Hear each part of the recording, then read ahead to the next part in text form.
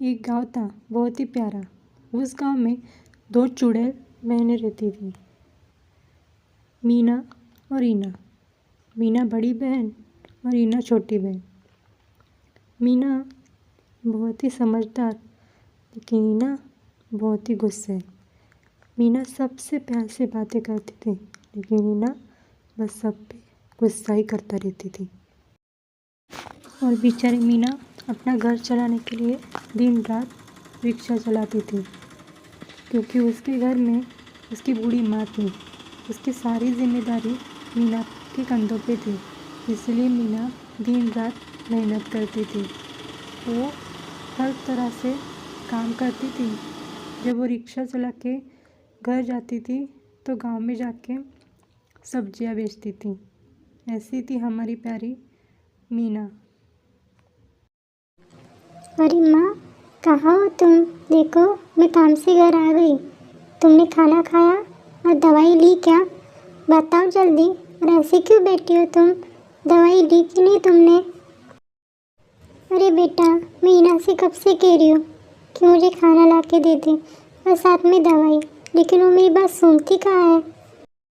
अरे ईना, तूने माँ को दवाई क्यों नहीं दी और खाना?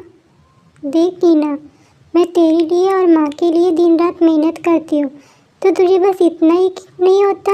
ऐसे तो क्यों करती है ईना? देखो दीदी, अब पैसे कमाती हूँ इसका मतलब ये नहीं कि आप मुझे कुछ भी बोलो। मुझे अपने काम करना पता है, आप मुझे मत सिखाओ। और रही बात खाना देने की और दवाई देने की, तो खाना बना हुआ था, तो क्या मैं वो भी नहीं ले सकती? उतना भी नहीं होता मुझसे। अरे बेटियों, तुम दोनों मेरी वजह से झगड़ा क्यों कर रही हो? तुम दोनों बहनों को तो एक साथ मिलकर रहना है। तुम दोनों बहनें हो, दुश्मन नहीं। और बेटा, इस बूढ़ी के लिए तुम दोनों एक दूसरे के साथ लड़ाई मत करो। तो ये बात आप दीदी को बताओ, मुझे मत बताओ। जब देखो तब बस मुझे ही सुनाती रहती है। तभी दूसरे दिन दोनों बहनें मिलके बाजार जा रही थी। तभी बाजार में कुछ लोग बातें कर रहे थे। अरे, सुना तुमने? इस गांव में बहुत शातिर और खतरनाक तांत्रिक आया है जो सब पे विद्या करता है। और मैं ये भी सुना है कि वो बूढ़ी भारी लड़कियों को फंसाता है और उनसे शादी कर लेता है। अरे हाँ, मैं ही वो तांत्रिक हूँ।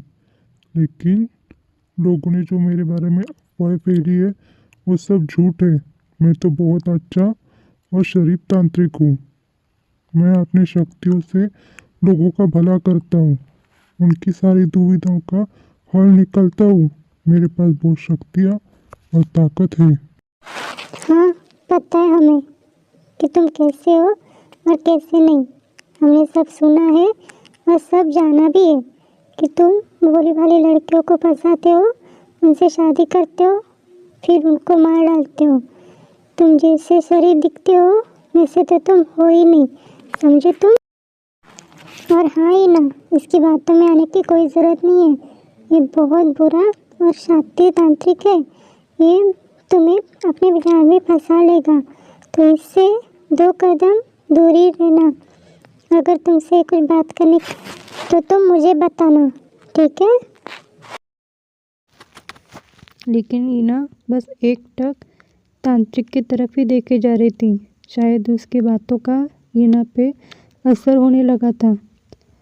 जब ये मीना देखती है, अरे चलो ईना, यहाँ से इसकी बातों में आने की कोई ज़रूरत नहीं, चलो जल्दी। फिर ईना घर आके उसी तांत्रिक के बारे में सोचती है और कहती है कि अगर मैं उससे शादी कर लूँगी तो मैं दुनिया की सबसे शक्तिशाली चुड़ैल बनूंगी। और फिर वो एक रात तांत्रिक को मिलने के लिए जाती है। देखो, मैं तुमसे शादी करने के लिए तैयार हूँ, लेकिन शादी के बाद तुम्हें मुझे वो सारी शक्तियाँ और ताकत देनी चाहिए, ठीक है? अरे वाह, बहुत अच्छा काम किया तुमने जो अपने बहन की बात नहीं मानी और मेरे पास आके शादी करने के लिए। अब मैं तुम्हें सारी शक्तियाँ और ताकत दूंगा। फिर वो दोनों जाके शादी कर लेते हैं। ईना और तांत्रिक शादी के मंडप में जाके बैठ जाते हैं। फिर तांत्रिक उसे अपने घर लेके आता है। फिर उसके बाद अरे तुम बहुत थक गई होगी ना, तो तुम रुको, मैं तुम्हारे लिए कुछ खाने के लिए लेके आता हूँ, ठीक है? लेकिन अरे इतना टाइम हो गया, खाना लाने के लिए इतना टाइम थोड़ी लगता है, मुझे जाके देखना चाहिए। अरे सुनो, वो लड़की अब हमारे पास है, ठीक है? मैं उसके खाने में बेहोशी की दवाई मिला के दूंगा और फिर उसकी किडनियाँ निकाल लूँगा। क्या तुम मेरी किडनी निकाल दोगे? लेकिन मैंने तो तुमसे शादी की है, मैं तुम्हारी पत्नी हूँ। अरे वाह, मेरी दीदी सही कहती थी कि तुम पे भरोसा नहीं करना चाहिए, तुम बहुत बड़े पाखंडी हो।